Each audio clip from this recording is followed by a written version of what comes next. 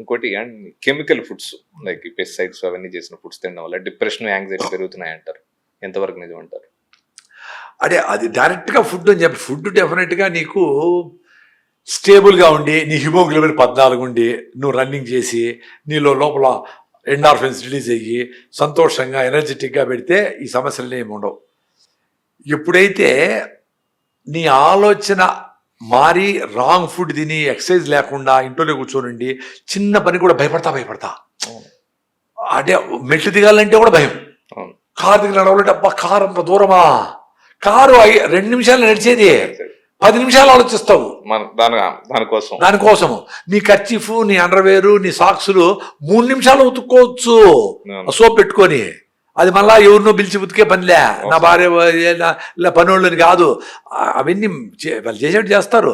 ఇట్లా ఇప్పుడు కంపు కొట్టే సాక్సులు ఎత్తుకుపోయి వాషింగ్ మిషన్లో వేసి మిగతా బట్టలతో పడదు కర్చీఫ్లు ముక్కు చీమిడి చిందినట్టు అన్ని.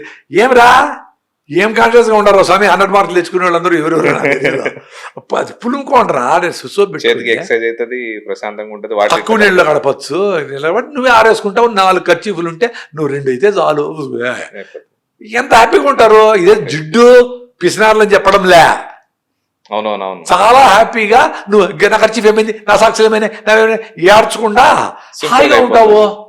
ఇంట్లో ఉండే వాళ్ళకు ప్రశాంతంగా ఉంటారు. చిన్న చిన్న పనులు చేసుకొని ఆనందంగా ఉండండి అంటున్నా.